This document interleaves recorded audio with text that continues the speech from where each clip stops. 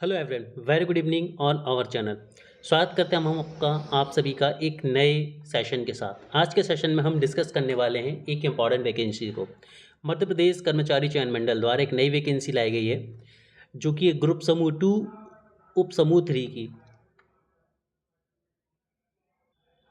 यदि हम इस वैकेंसी की बात करें और इसकी इम्पॉर्टेंट डेट्स की बात करें तो आप 9 सितंबर से यहाँ पर पेपर के लिए फॉर्म फिल कर सकते हैं और इसकी जो लास्ट डेट है वो 23 सितंबर तक है, यानी कि 9 सितंबर से लेके 23 सितंबर तक इसके लिए फॉर्म फिल किए जाएंगे और 28 सितंबर तक आप इसमें क्या है संशोधन कर सकेंगे। यदि कुछ गलती होगी तो आप 28 सितंबर तक संशोधन कर सकते हैं। अब इसके बाद परीक्षा शुल्क इसमें कितना क्या लगने वाला है तो उसको समझ लेते हैं यहाँ पर हम। यदि हम बात करें परीक्षा शुल्क की तो परीक्षा शुल्क इसमें अनरिजर्व कैटेगरी के लिए यानी कि अनारक्षित वर्ग के लिए 500 रुपये और आरक्षित वर्ग के लिए 250 रुपये है। इसके एग्ज़ाम की हम बात करें तो इसका जो एग्ज़ाम है इसकी एग्ज़ाम डेट भी पहले से ही डिक्लेयर, जैसे कि व्यापम की स्थिति होती है कि वो हमेशा एग्ज़ाम डेट पहले से ही डिक्लेयर करके रखता है। तो 28 अक्टूबर को इसका पेपर है। 28 अक्टूबर से इसके पेपर जो है वो शुरू हो रहे हैं। 2 शिफ्ट में ये पेपर होगा। पेपर एक ही होना है लेकिन पेपर 2 शिफ्ट में होगा।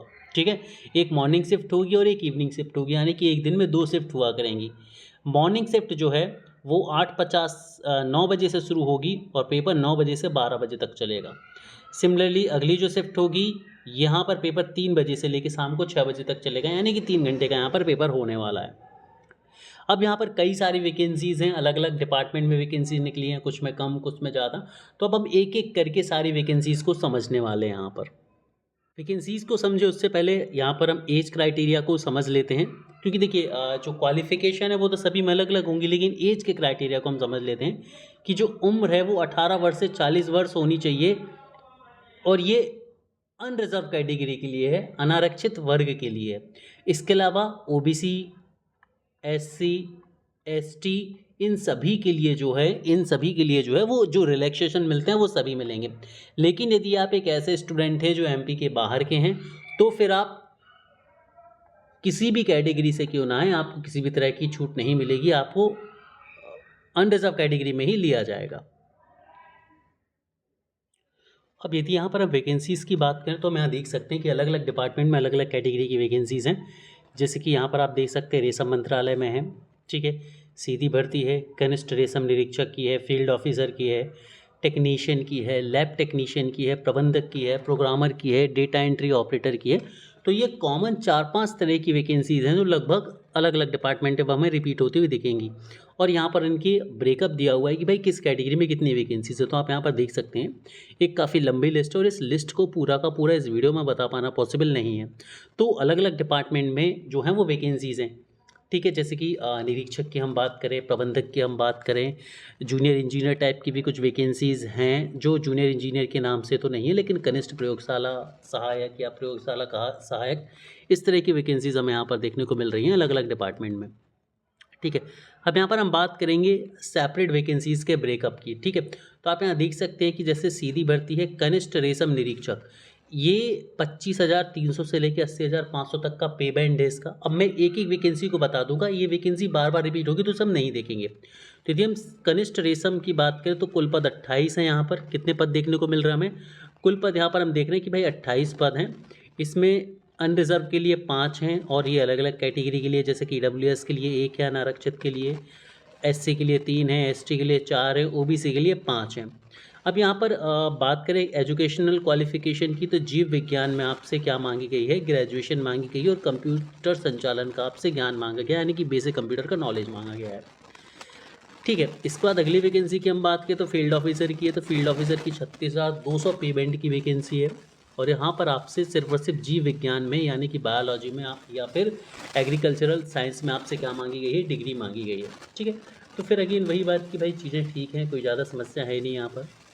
इसके बाद हम बात करेंगे अगली वैकेंसी की। तो अगली वैकेंसी आप यहाँ पर देख सकते हैं बायोमेकेनिकल इंजीनियर की है, जिसको निश्चित वेतन 60,000 रुपये मिलेगा। इसमें बायोमेडिकल इंजीनियरिंग से आपके पास डिग्री होनी चाहिए और 300 बिस्तरी अस्पताल में 1 वर्ष का अनुभव, मतलब किसी हॉस्पिटल में 1 साल का एक्सपीरियंस होना चाहिए। वहीं ऑक्यूपेशनल थेरेपिस्ट की वैकेंसी यहाँ पर जो कि 5200 ग्रेड पे की वैकेंसी है। कैसी है, 5200 ग्रेड पे की यहाँ पर वैकेंसी हमें देखने को मिलने वाली है। इसके बाद हम बात करेंगे स्वच्छता निरीक्षक की, जिसमें वैकेंसी एक ही है तो इसे हम छोड़ देते हैं। इसके बाद हम बात करेंगे सहायक यंत्री। सहायक यंत्री में नंबर ऑफ़ पोस्ट हम देख पा रहे हैं ठीक ठाक है, जो कि सिविल से है, तो ऑब्वियस सी बात है सिविल इंजीनियरिंग मांगी गई है 56-100, यानी कि लेवल 7 की ये जॉब है। सिविल इंजीनियरिंग में यहाँ पर डिप्लोमा मांगा गया है, सिंपल सी बात है। फिर इसके बाद हम हमारी अगली वैकेंसी को देखेंगे, तो हमारी जो अगली वैकेंसी है वो सहायक यंत्री की है विद्युतन में। यहाँ पर एक ही वैकेंसी है अनरिजर्व कैटेगरी के लिए 56-100, यानी कि पे बैंड 7 की वैकेंसी है, और आपसे मांगी गई है इलेक्ट्रिकल इंजीनियरिंग में डिग्री। ठीक है, इसके अलावा हम प्रयोगशाला तकनीशियन को देख चुके हैं पहले ही। इसके बाद हम बात करेंगे लैब असिस्टेंट। लैब असिस्टेंट में 19,500 यानी कि लेवल 4 की वैकेंसी है, और इसमें मांगा गया है रसायन विज्ञान से बीएससी, यानी कि आपकी केमिस्ट्री में बीएससी मांगी गई है। इसके अलावा हम देखेंगे प्रयोगशाला तकनीशियन, फिर वही बात 25,300 ग्रेड पे की ये वैकेंसी है, और आपसे भौतिक रसायन शास्त्र और भूविज्ञान में प्रथम श्रेणी में डिप्लोमा मांगा गया है यहाँ पर, या स्नातक मांगी गई है। ठीक है, तो इस तरह की बहुत सारी वैकेंसी हमें यहाँ पर देखने को मिल रही है अलग अलग कैटेगरी में। तो इस पीडीएफ को आप सभी लोग एक बार विजिट करेंगे, और आप ये देखेंगे कि भाई आप किस कैटेगरी में आते हैं। अब देखिए पोस्ट वही है जो बार बार रिपीट होंगी लगभग, ठीक है, कुछ नई पोस्ट पे आपको देखने को मिल जाएंगी। तो आप जिस भी पोस्ट में या जिस भी कैटेगरी में आप एलिजिबल हो, उस कैटेगरी से आप यहाँ पर फॉर्म भर सकते हैं। जिसकी कनिष्ठ आपूर्ति अधिकारी, ये कई सारे डिपार्टमेंट में वैकेंसी है।